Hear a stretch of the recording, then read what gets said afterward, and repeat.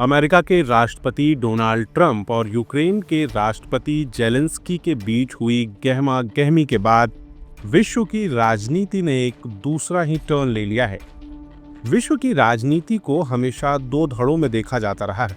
एक तरफ जहां रूस है, वहीं दूसरी तरफ नाटो देश।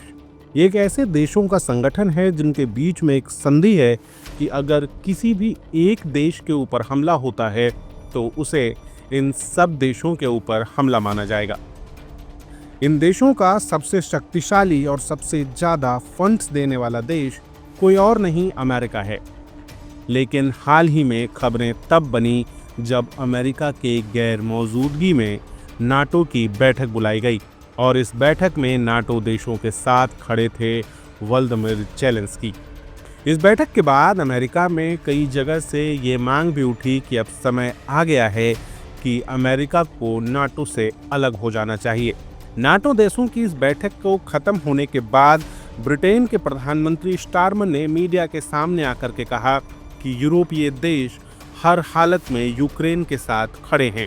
उन्होंने यूक्रेन को और ज़्यादा फंड्स देने की घोषणा की और ये भी कहा कि अगर ज़रूरत पड़ा तो ब्रिटेन के सैनिक यूक्रेन की जमीन पर भी उतरेंगे। नेटो की इस बैठक के बाद जेलेंस्की का बयान भी सामने आया, जिसमें उन्होंने कहा कि रशिया के साथ शांति की उम्मीदें अभी बहुत दूर है, जिसे रिट्वीट करते हुए डोनाल्ड ट्रंप ने कहा कि ऐसी सोच बहुत ज़्यादा दुर्भाग्यपूर्ण है। आपको बता दें कि नाटो के कुल खर्चे का 70% अमेरिका से आता है। ऐसे में अमेरिका के अलग हो जाने से नेटो देश भी बहुत ज़्यादा कमज़ोर हो जाएंगे।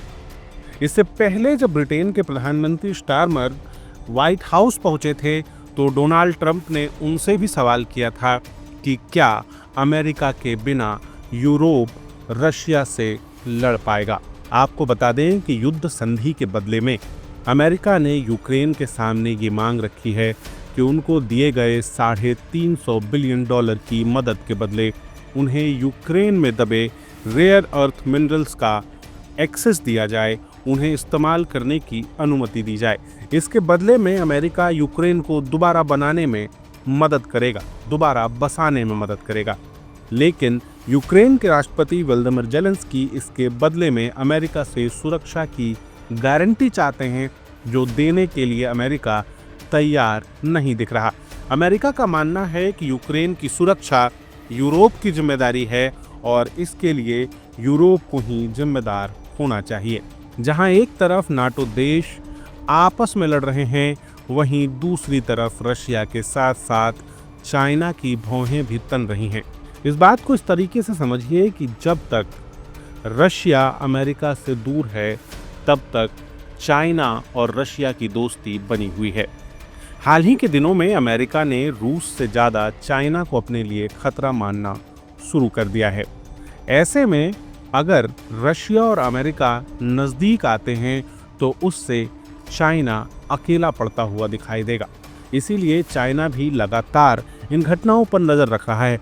हाल ही के दिनों में एक वीडियो भी सामने आया था, जिस वीडियो में दिखा था कि किस तरह चाइना के सैनिक यूक्रेन में लड़ाई लड़ रहे हैं। हर पल के साथ इस मामले में नए अपडेट्स आ रहे हैं।